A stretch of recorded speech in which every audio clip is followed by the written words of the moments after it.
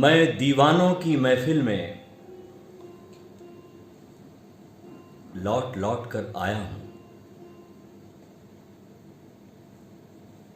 रूप सलोना साकी का भर के सागर में लाया हूं। मधु दीवानों के आंगन में फिर आज ये मदिरा छलकेगी। मधु दीवानों के आंगन में फिर आज ये मदिरा छलकेगी। नृत्य गीत का दौर चलेगा, पग पग पायल खनकेगी। नृत्य गीत का दौर चलेगा, पग पग पायल खनकेगी। क्षण एक नहीं भूला तुमको, क्षण एक नहीं भूला तुमको। तुम याद करो या मुझे बिसरा दो। क्षण एक नहीं भूला तुमको, तुम याद करो या बिसरा दो।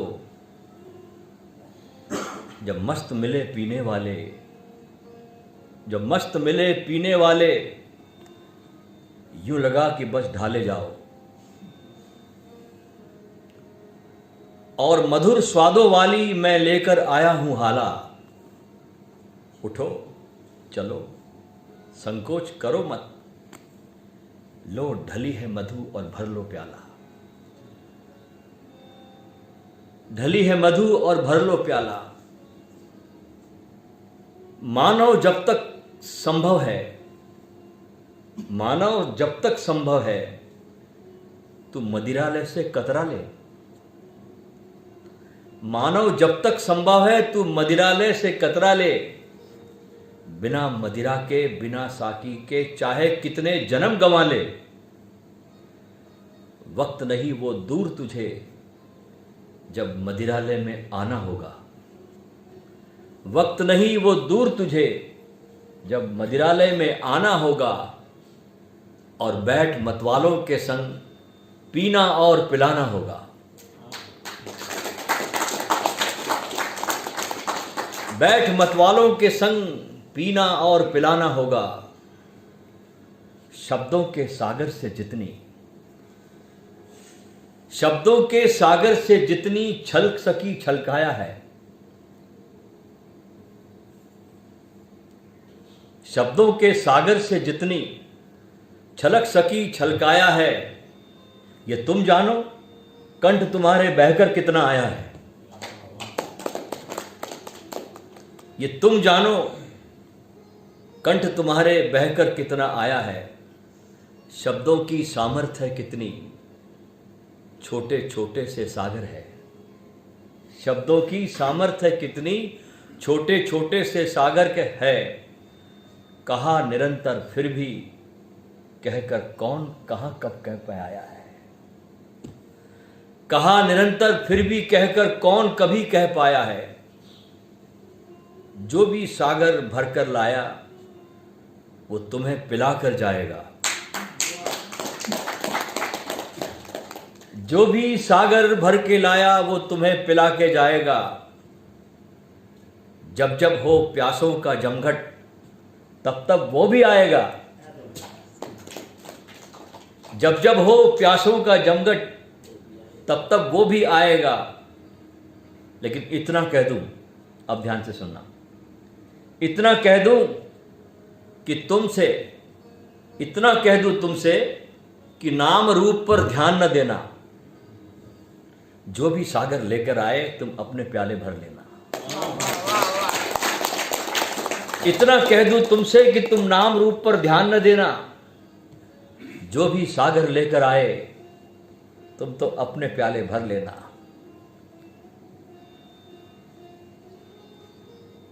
सूफी मजहब इस्लाम के उन खूबसूरत फूलों में से एक है जिसने इस्लाम को अपनी खुशबू से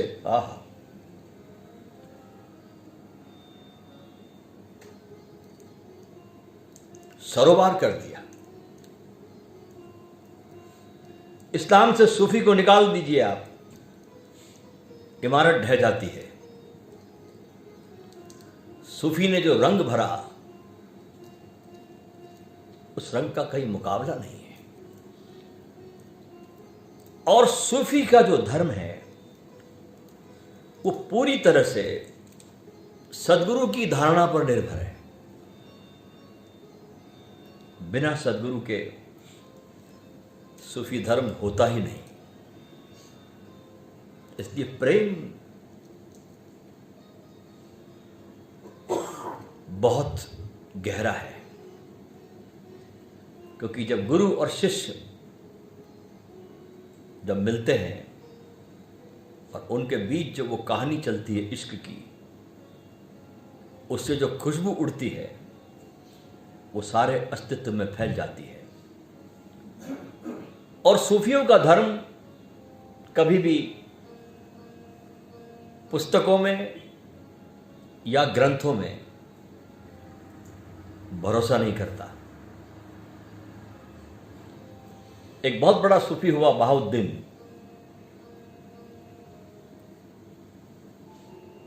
किसी ने उनसे पूछा कि आपने खुदा को कैसे पाया। बहाउद्दीन से पूछा गया कि आपने खुदा को कैसे पाया।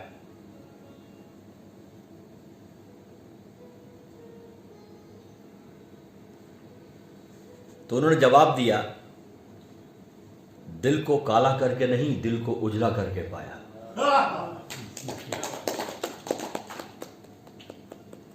दिल को काला करके नहीं, दिल को उजला करके पाया। ग्रंथों के काले काले अक्षरों को रट रट के नहीं, क्योंकि उससे तो दिल तुम्हारा काला हो जाता है। तुम किताबें पढ़ते हो ना गुरु से बचने के लिए, उन काले अक्षरों को पढ़कर तुम्हारा दिल भी काला हो जाता है। मैंने दिल को सदगुरु की मोहब्बत से उजला किया है।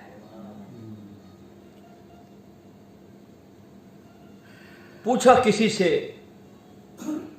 एक सूफी से किसी ने, कि क्यों रोता है? तो सूफी रोते बहुत है। सूफियों की पूरी साधना पिघलने की साधना है, मिटने की साधना है, फना होने की साधना है, अपने मुर्शिद के प्रेम में बेइंतहा प्रेम की साधना है। पूछा किसी सूफी ने कि तू रोता क्यों है?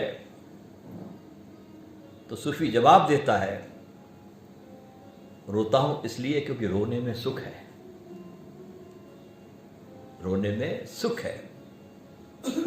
रोता हूं इसलिए क्योंकि रोने से मेरे इस मन की मैल को धोने का उपाय हो जाता है। आंखों से आंसू झरते हैं और गालों पर से लुढ़ककर सीने में गिरते हैं, और हर वो आंसू जो मेरी आंखों से बहकर गालों से लुढ़ककर सीने पर गिरता है, वो मेरी दिल की मैल को दूर करता है। सूफियों के बहुत बड़े एक सदगुरु ख्वाजा फरीदुद्दीन अत्तार, बहुत सम्मानीय नाम है ये। सूफियों के जो हमने प्रवचन किए थे बीच में, यूट्यूब पर मिलेगा आपको, उसमें सूफियों के हमने 4 आधार स्तंभ बताए थे, जिसमें रूमी थे, अत्तार थे, हकीम सनाई थे और उमर खयाम थे। उसमें से एक स्तंभ ख्वाजा फरीदुद्दीन अत्तार का है, और अत्तार के आशीर्वाद बहुत बचपन में ही मौलाना रूमी को मिल चुके थे। फरीदुद्दीन अत्तार का बहुत प्यारा वचन है। वे कहते हैं कि मेरा अहंकार इन आंसुओं की धारा में बह गया और नष्ट हो गया है।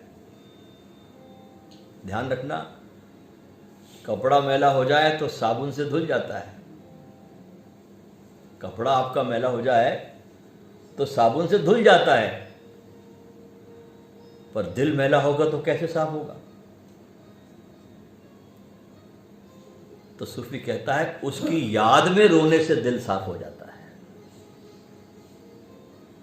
उसकी याद में रोने से दिल साफ हो जाता है। हम संसार की याद में तो बहुत रोते हैं, बिलखते तड़पते हैं, आपका बच्चा मर जाए, औलाद मर जाए, कैसे तड़पते कैसे बिलखते, ऐसे कभी हम परमात्मा की याद में कभी नहीं बिलखते, कभी रोते नहीं।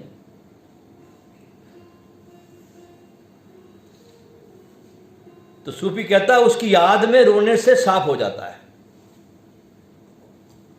सूफियों में गुरु का स्थान बहुत सर्वोपरि है, और वह कहते हैं कि गुरु में आस्था, भरोसा, विश्वास ये नितांत जरूरी है, क्योंकि कोई भी किताब तुम्हारी सहायता नहीं कर सकती। किताब तो मुर्दा है। किताब का इतना ही उपयोग है कि तुम्हारे अंदर थोड़ी सी गुरु को खोजने की प्यास जगा देती है, बस उतनी वो किताब काम कर जाए तो समझना तुमने किताब को पढ़ लिया।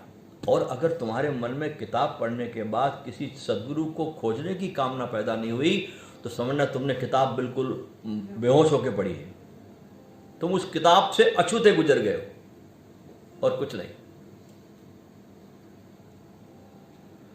सूफियों के पास एक बड़ी अद्भुत किताब है, उसका नाम है the book of the book, और वो किताब बिल्कुल कोरी है, कुछ लिखा नहीं उसमें। और सदियों से एक सदगुरु से दूसरे सदगुरु तक ये किताब पहुंचती रही है, खाली किताब, कुछ उसमें है नहीं। सूफी यात्रा पथ पर या किसी भी यात्रा पथ पर, मैं तो कहता हूं सदगुरु को खोज लेना, मान लो आपकी आधी यात्रा पूरी हो गई।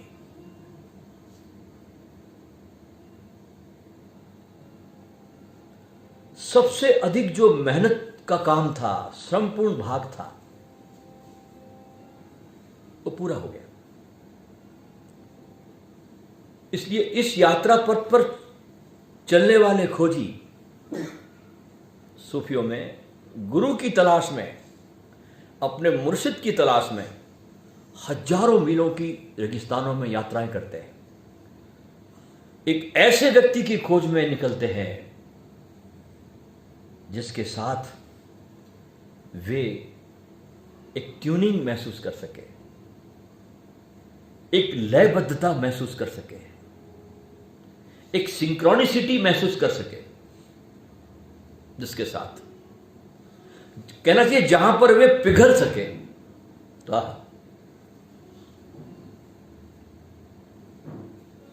जहां पर वे पिघल सके, ऐसे आदमी की तलाश में निकलता है सूफी। और इस यात्रा पथ में दूसरा जो आशीर्वाद है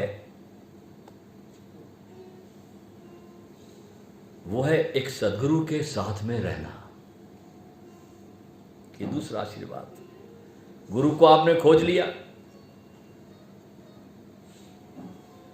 और दूसरा आशीर्वाद बरसता है जब आप हिम्मत करके एक सदगुरु का सानिध्य आप ग्रहण करते हो। आप ताजुब करोगे, हमने जब मौलाना पे बोला रूमी पर, तो हमने एक घटना का जिक्र किया है कि जब पहली बार मौलाना रूमी का गुरु मिलता है, इसका नाम था शम्स तबरेजी।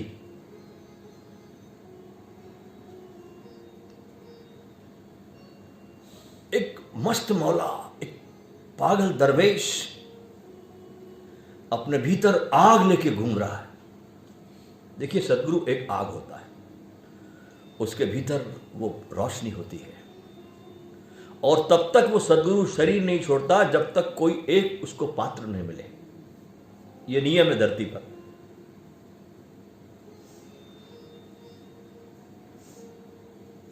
तो शम्स तबरेज जब पहली बार रूमी से मिले, और रूमी इतना बड़ा आदमी था, स्कॉलर, बड़े बड़े उसके विश्वविद्यालय चलते थे उस समय कोनिया में, जो अभी तुर्किस्तान में, बड़े मदरसों का मालिक, इतना सम्मान था रूमी का कि अपने घर से जब निकलता था और विश्वविद्यालय जाता था तो उसके जाने के लिए कालीन बिछता था। लोग अपने हथेलियों पे उसके पैर रखते थे घोड़े पे बैठने के लिए। इतना बड़ा स्कॉलर, इतना अमीर घराने को बिलोंग करता था रूमी। और एक दिन कॉलेज जाने के लिए निकला है घोड़े पर, सारे उसके चाहने वाले सैकड़ों लोग, उसके विद्यार्थी खड़े हैं, बड़े बड़े लोग। और अचानक शम्स तबरेज उसके सामने आया, फटे कपड़े, बाल बिखरे हुए, आंखें जैसे सूरज का गोला तप रहा, और लगाम पकड़ ली। आंखों में देखा, कुछ बातचीत हुई, और वो बातचीत क्या हुई, पहली बार हुई और आखिरी बार हुई। रूमी घोड़े से उतरा, शम्स का हाथ पकड़ा और चल पड़ा शम्स के साथ, पीछे मुड़ के देखा नहीं। 40 दिन तक रेगिस्तान में अपने गुरु के साथ रहा। इसलिए सूफी कहता है कि पहला कदम है गुरु को पाना और दूसरा कदम है किसी उस गुरु का सानिध्य प्राप्त कर लेना। और उस 40 दिन में वो गुरु और शिष्य के बीच घटा कि जिसके तुम सपने भी नहीं देख सकते। इतनी हिम्मत चाहिए, इतना करेज चाहिए, सब कुछ छोड़ देने की हिम्मत। एक दिन तो छूटेगा ही ना, क्यों नहीं देखते तुमको इतना होश नहीं कि एक दिन तो छूटना ही है, एक दिन तो छूटेगा ही। तुम नाक छोड़ना ना चाहो, मौत छुड़ा देगी, तो तुम दांव क्यों नहीं खेलते? इसलिए धर्म का मार्ग जुआरियों का मार्ग है, व्यापारियों का नहीं है।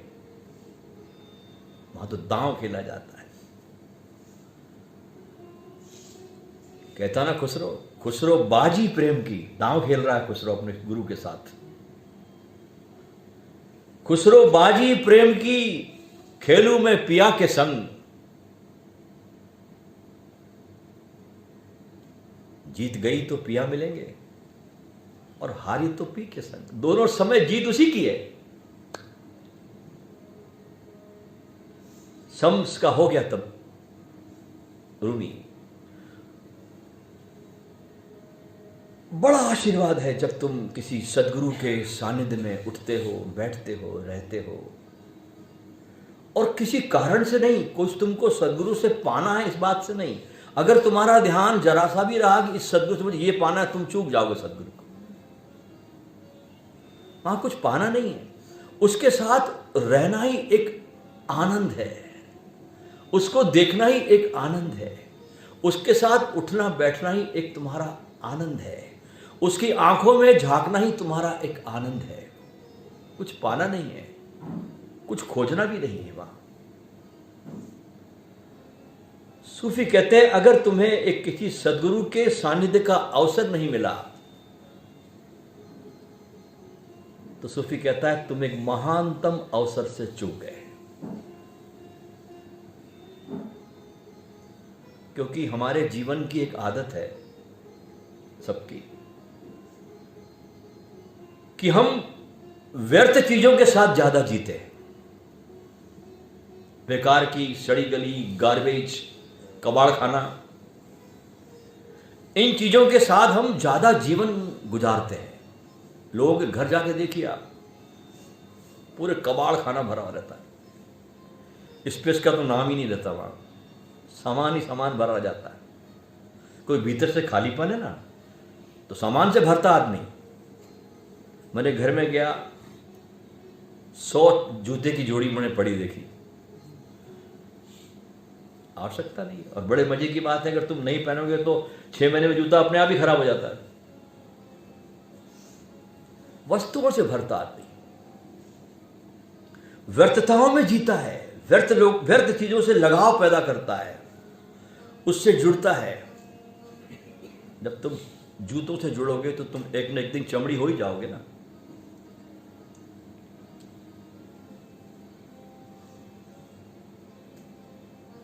हम व्यर्थताओं में जीते हैं, व्यर्थ चीजों से मोहब्बत करते हैं। इसलिए हम किसी सदगुरु के संपर्क में नहीं आते जो जीवन का बहुत सारभूत है। और सदगुरु उसको कभी दिखाई भी नहीं पड़ता जो मात्र दर्शक की तरह आते हैं, भी ध्यान रखना। जो सिर्फ दर्शक की तरह आ गया कुतूहलवश, उसको गुरु दिखाई नहीं पड़ता।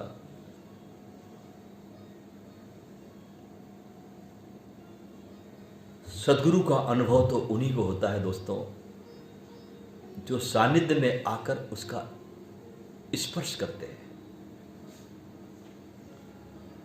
और एक बार अगर तुमको यह सौभाग्य मिल गया स्पर्श करने का, या गुरु ने तुमको छू लिया,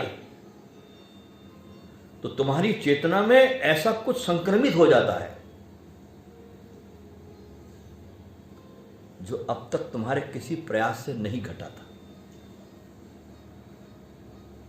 तुमने बहुत प्रयास किया, नहीं घटा था। रामकृष्ण ने एक बार छुआ विवेकानंद को और विवेकानंद समाधि में चला गया, एक बार।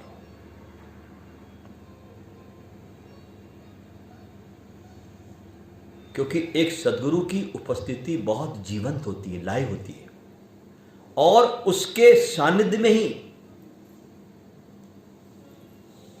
तुम्हें उपस्थित रहने के ढंग सीखना पड़ेगा। बड़े मजे की बात है, देखिए अब आप, मैं सूत्र दे रहा आपको। मैं सदगुरु की उपस्थिति में तुम्हें अपने आप को कैसे उपस्थित रखना,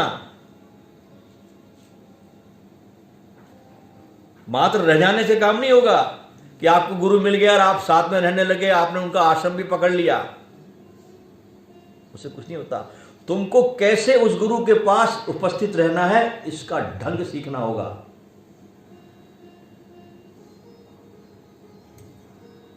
क्योंकि जीवित सदगुरु के बिना कोई भी विधि काम नहीं करती।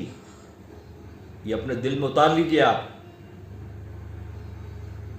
जीवित सदगुरु के बिना कोई भी विधि काम नहीं करती। सदगुरु की उपस्थिति विधियों में प्राण भरती है, तब वो विधि जागृत होती है।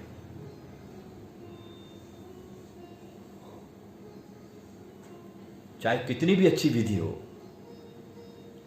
असली बात तो जीवित गुरु की उपस्थिति है, सूफी कहता है। असली बात विधियां नहीं है, असली बात तो जीवित गुरु की उपस्थिति है।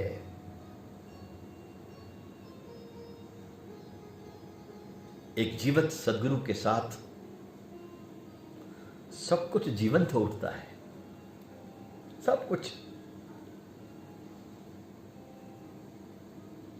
विद्या भी जीवित हो जाती है, शब्द भी जीवित हो जाता है, शब्द भी सुगंध लेकर तुम्हारे हृदय तक पहुंचता है। खाली शब्द नहीं होता, गुरु जब बोलता है तो वो हृदय से बोलता है, और दिल से बोली हुई बात तुम्हारे दिलों तक पहुंचती है। ध्यान रखना।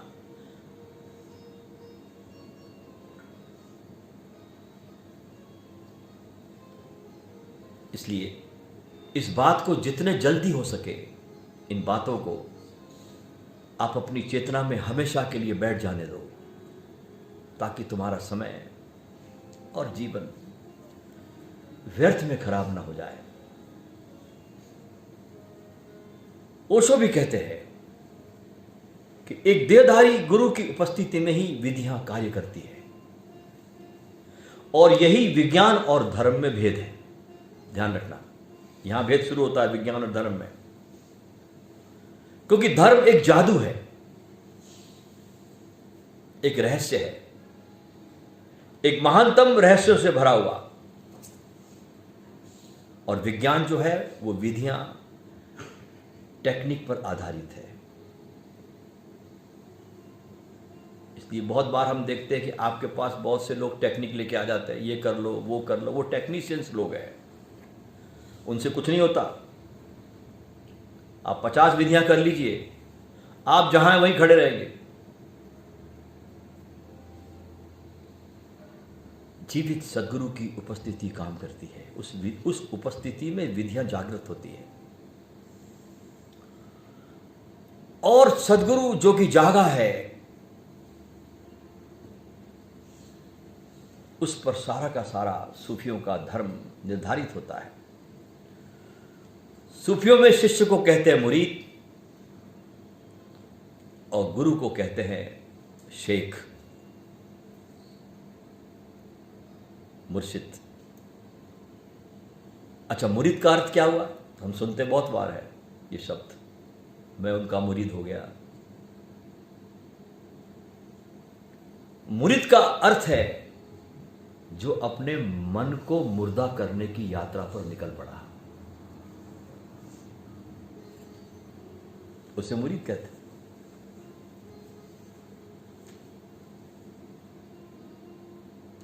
जो अपने मन को मुर्दा करने की यात्रा पर निकल पड़ा।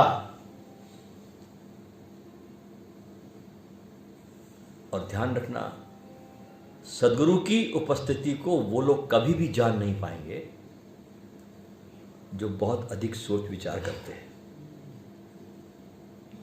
गुरु के पास भी बैठते तो आदमी चिंतन करता, विचार करता, विचारों की मक्खियां भिनभिनाती रहती। वे लोग कभी गुरु को जान नहीं पाते और इसलिए वे चूकते चले जाते हैं। उनके विचारों की मक्खियां उनको उस गुरु से दूर रखती है, भिनभिनाती मक्खियां, वे चुपते चले जाएंगे। इसलिए सूत्र क्या है सूफियों में? सूफी कहता है चिंतन से अनुभव की तरफ गतिशील होना। क्या बात है, सूफियों के सूत्र तो बहुत गजब के। चिंतन से अनुभव की तरफ जाना, गतिशील होना। और विचार तुमको किसी भी सूफी सदगुरु के पास रहने की अनुमति नहीं देता। विचार तुमको अनुमति देता ही नहीं। और विचार जो होता है ना, वो ब्रिज जैसा, पुल जैसा काम न करके तुम्हारे और गुरु के बीच दीवार का काम करता है।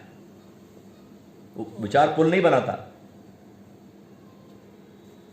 तुम्हारे विचार पुल नहीं बनाते, ब्रिज नहीं बनाते, जुड़ते नहीं, जोड़ने का काम नहीं करते, वे दीवार का काम करते हैं। इसलिए पहला कदम सूफी कहते हैं सदगुरु के सानिध्य में आना, जिसकी जीवंत उपस्थिति है। और इसके बाद सूफी कहते हैं दूसरा कदम है समर्पण, कि आने मात्र से काम नहीं होता। अब रूमी बनो, समस्तब्रेज अगर मिल गया तो। समर्पण, इसके बाद फिर कोई कदम बचता नहीं। तो सूफियों में कहते हैं बस 2 कदम उठाने से मार्ग पूरा हो जाता है, सदगुरु का मिल जाना और सदगुरु को समर्पित हो जाना। अब सवाल ये उठता है कि समर्पण हम सुनते तो बहुत बार है, ये सुन सुन के हम इस शब्द की चोट को ही भूल गए। असल देखो बात क्या होती है, जिन शब्दों को हम बार बार सुनते हैं, 25 साल से 30 साल से सुन रहे हैं ना, वो शब्द अपनी चोट खो देते हैं। हैमरिंग,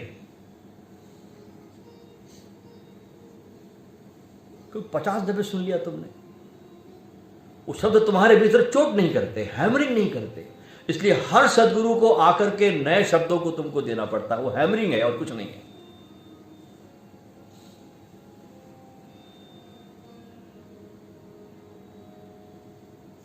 वो चोट नहीं करते वो शब्द। 2 कदम से रास्ता सूफियों का पार हो जाता है। तो असली सवाल तो गुरु को पाने का है, उसके संपर्क में आना। लेकिन ये जब आप आओ तो उसके बाद आपके जो विचारों की जो चटर पटर है वो नहीं, क्योंकि तुम्हारे विचारों की चटर पटर तुम्हें अखंड से मिलने नहीं देती। और तुम्हारे अंदर जो वार्तालाप चलता है ना 24 घंटे, उसके बिना ये संभव नहीं है कि तुम किसी गुरु के पास रह भी सको। वहां तुम्हें मौन होने के ढंग सीखने पड़ेंगे। अच्छा, मौन होने के ढंग सीखने के लिए सबसे पहले आपके लिए होगा, मार्ग होगा, प्रकृति के पास बैठना सीखो। आपको प्रकृति के साथ बैठना होगा, और उस प्रकृति के साथ मौन में जब आप डूब जाओ तो किसी ऐसे व्यक्ति की तरफ देखना शुरू करना पड़ेगा जिसकी उपस्थिति तुम्हारे लिए बहुत जीवंत हो, तब तुम देख भी पाओगे उसको। तो सूफियों के लिए सदगुरु का बहुत बड़ा स्थान है। जॉर्ज गुरजेफ अपने जीवन काल में पूरा जीवन एक सूफी की खोज में घूमता रहा, ये आदमी। लेकिन इतना आसान थोड़ी सूफी का मिल जाना।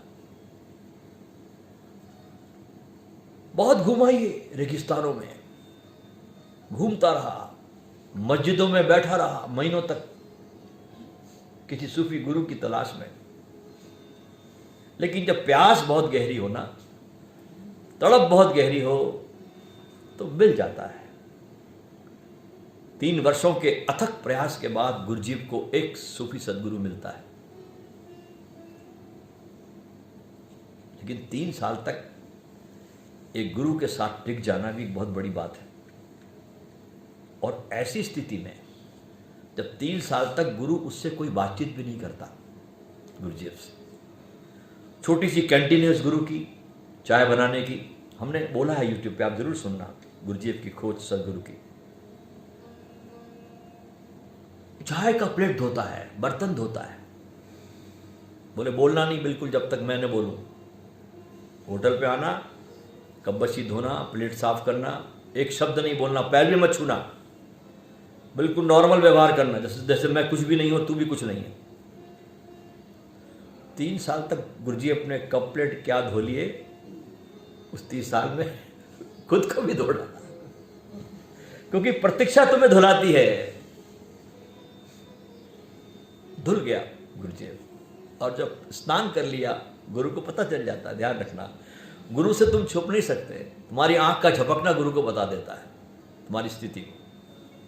और जब गुरुजी अब तैयार हुआ तो अपने दिल का पूरा जज्बा उसे दे डाला। सूफियों में एक साधना होती है सीना ब सीना। सूफी कहते हैं कि ये हस्तांतरित करना शब्दों से नहीं होता, ये सीना ब सीना, सीने से सीने में जाता है, एक दिल से दूसरे दिल में पहुंच जाता है।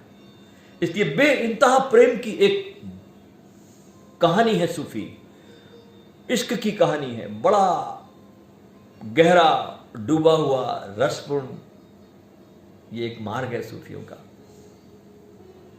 आज जो हम ध्यान करेंगे, बहुत थोड़े से ध्यान के ही इनके प्रयोग है, ज़्यादा विधियां इनकी विकसित नहीं हो सकी, क्योंकि प्रेम इनका एकमात्र रास्ता है, गुरु के पास बस बैठना। अच्छा, बड़े मजे की बात देखिए कि इनके जो खानकाह होते हैं, जैसे हम कहते हैं ना, हमारा आश्रम, तो ऐसे सूफियों में जिन गुरुओं के आश्रम होते हैं उनको खानकाह कहा जाता है। इनके आश्रम में, इनके खानकाह में प्रवेश करने की भी बहुत बड़ी शर्त होती है साहब, तभी तुमको उसमें प्रवेश मिलता है। 3 दिन तक आपको एक दरी पे बिठाया जाता है, सिर्फ गर्म पानी की बोतल दी जाती पीने के लिए, और 3 दिन तक एक अन्न का दाना भी नहीं। उस दरी से उठने की परमिशन तुमको सिर्फ अपने नित्य क्रम को निपटाने के लिए है बस। 3 दिन तक और 3 रात सोना भी नहीं है। 3 दिन और 3 रात उस दरी पर बैठकर मात्र गर्म पानी के साथ, और उठना उतनी ही देर के लिए जितने की तुम्हारे लिए आवश्यक हो। आपको कोई एक शब्द दिया जाता है बोलने के लिए, उस शब्द को आप बोलते रहिए, मन में नहीं, क्योंकि मन में तो तुम धोखेबाजी भी कर सकते हो। यहां मैं मन में बोल रहा हूं, बाहर बोलो।